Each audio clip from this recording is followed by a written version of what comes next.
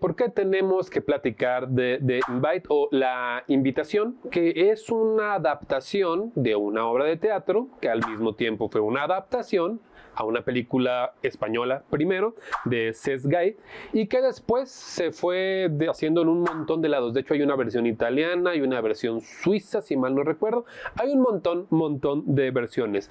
¿Por qué? Porque las relaciones de parejas, desde lo que habla esta cinta, siempre es un material muy bueno para el cine porque podemos contar muchas historias dentro de eso.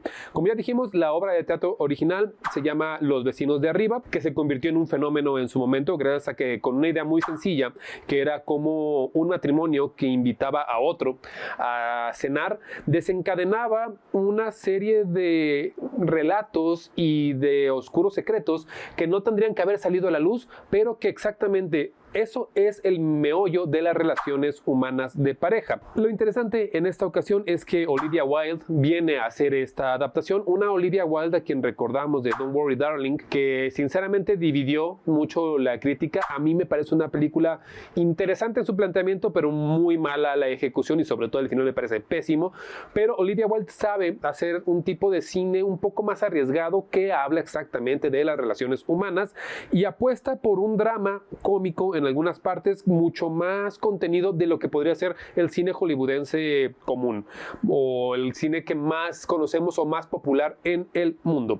Aparte, tiene un reparto muy interesante en esta cinta porque tiene un Seth Rogen, Penélope Cruz, Edward Norton y la propia Olivia Wilde dando vida con un papel muy interesante y que con pocos personajes cuenta toda una historia con solamente estas 4 personas a cuadro, una cena, una enorme cantidad de diálogos que se entrelazan y que chocan el uno con el otro. Esto parece, si en algún momento ha sido terapia, esto parece una terapia no tal cual de pareja, sino una terapia general, psicológica, y que creo que gracias a eso, en el Festival de Sundance, que fue donde se estrenó esta película este año, tuvo una gran aceptación, porque a pesar de que no conoces el origen de la obra de teatro, entiendes que esta historia puede contarse en diferentes latitudes. Creo que su mayor virtud es esa, que trata de adaptar una misma historia que puede pasar en cualquier lado, pero ahora en un contexto muchísimo más norteamericano o, pues sí, de este lado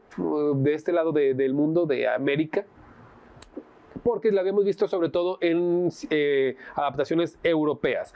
Creo que esto también hace que la cinta sea un poco más mojigata, no te voy a decir que no, pero funciona muchísimo porque exactamente el conservadurismo que tenemos en este lado del mundo tiende a dar ciertos tintes de cómo entendemos el cine, las relaciones y la vida en general. Y eso es lo que hace interesante a esta adaptación. Sí, sí es un remake, hay que decirlo desde ahorita. Y yo los he criticado muchísimo durante los últimos años, pero en esta ocasión funciona bastante bien. ¿De qué se trata la película? Vamos con la sinopsis.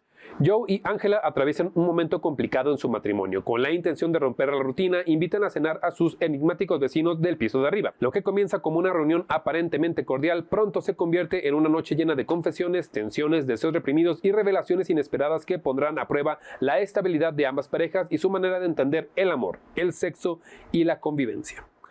Este guión está hecho por Rashida Jones y Will McCormack, que adapta bastante bien la cinta o tal cual la obra de teatro, porque esto es una obra de teatro en película de Cesc Gay, y creo que es muy interesante la forma en la que conserva esta esencia y que ameniza o busca mezclar una trama muy psicológica, muy profunda, con una acción que ocurre en un departamento durante los 3 actos y que aparte la extiende. La película original, que adapta la obra de teatro, la de Sentimental, dura 1 hora 18 minutos. Esta película dura 1 hora 35, 1 hora 40 casi. Extiende un poquito más la tensión conforme cada personaje va teniendo su aparición en pantalla.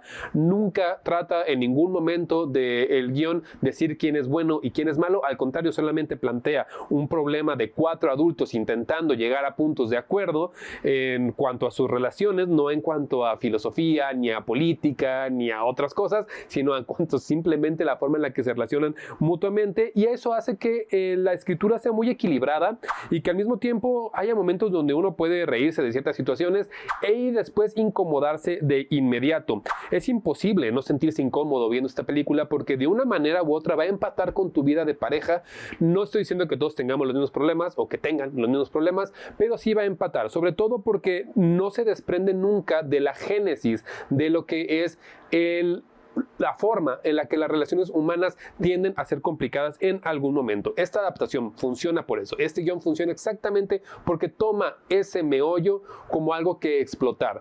Y si te pones a pensar un poquito en cómo llegamos al tercer acto y las resoluciones que tiende a dar, que sí, son muchísimo más obvias en esta versión americana que en la película española, entiendes también muchísimo de por qué puedes llegar a pensar que todo tiene que ver muchísimo más con un contexto psicológico. Hay conceptos como, por ejemplo, cuando vas a terapia y te dicen que tienes que crear cierto alter ego, un superhombre, como decía Nietzsche. Y aquí también lo tocan de una manera muy sutil pero inteligente. Tiendes a entender lo que otras adaptaciones no te dijeron o que la obra de teatro no te dice. No te lo dice porque no lo necesitas, ya está implícito. Aquí, al ser un poquito más americanizado, tienen que decirle al espectador casi en la cara, oye, piensa esto. Con eso nos vamos a las actuaciones, porque tenemos a un Seth Rogen, al cual recordamos por un montón de películas, sobre todo de comedia. ¿Recuerdan Pineapple Express? Bueno, ahí sale Seth Rogen. Olivia Wilde, a quien recordamos también muchísimo por Doctor House.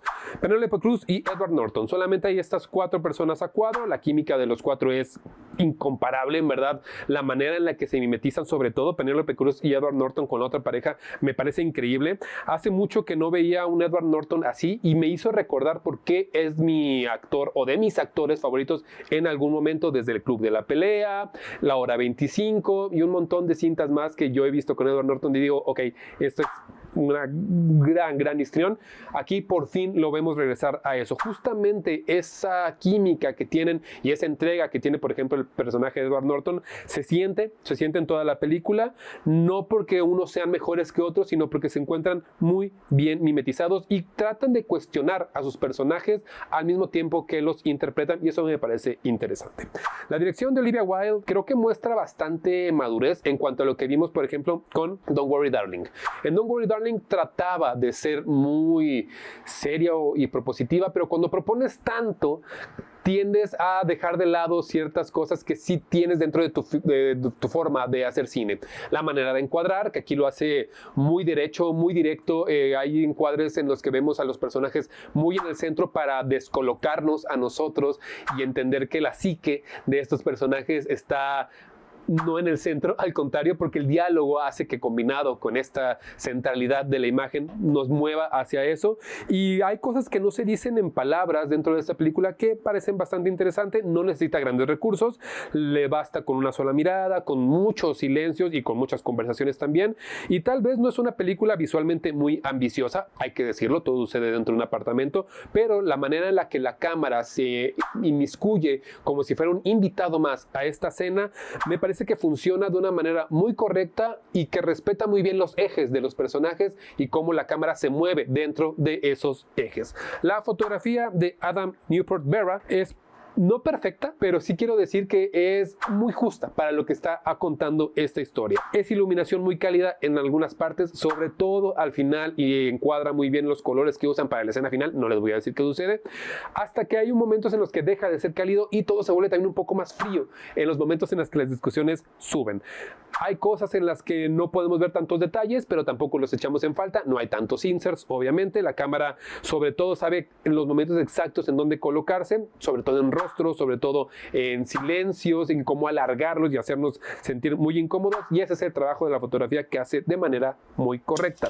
La música es un apartado que tiene que mencionarse porque Devonte Hines hace una banda sonora que es necesaria porque uno de los personajes principales, o el personaje principal de Seth Rogen, es músico y dejó la música en algún momento, pero al mismo tiempo trata de que esa sea su pasión y tiene una oficina. Entonces la música está muy inmiscuida, que tiene un ritmo conversacional, casi la música, todo el soundtrack, y acompaña muy bien los cambios emocionales cuando van en picos, sobre todo al final, cuando necesita esa fuerza para llegar muchísimo más lejos y comienza a desmontar por decirlo de alguna manera, la trama por cómo va avanzando. Antes de una calificación, esta película tienes que verla en pareja. Si no tienes pareja, puedes verla solo, obviamente. Pero si tienes pareja, en verdad te recomendaría muchísimo que la vieras, porque creo que hay conversaciones que no se dan por la incomodidad que pueden llegar a generar, pero que son sumamente necesarias. Las personas con las que la fui a ver, o más bien mi pareja con la que la fui a ver, ya estaban otras 4 o 5 parejas en la sala de cine, todos salimos muy, muy callados de la sala, no había conversación, porque creo que toda la conversación que sale en la pantalla es algo que también en algún momento las relaciones humanas necesitan, y creo que nunca hemos terminado de decir, y nos puede ayudar a decirlo de una u otra forma. Mi calificación, sí, le voy a dar una calificación así a un remake, y no me arrepiento de absolutamente nada. 8.5, en verdad, si tienen la oportunidad de verla en las salas de cine, vayan a verla, es imperdible la manera en la que Olivia Wilde sabe adaptar una obra de teatro, que se nota que esto es una obra de teatro en una pantalla grande, pero lo hace de una manera muy, muy interesante.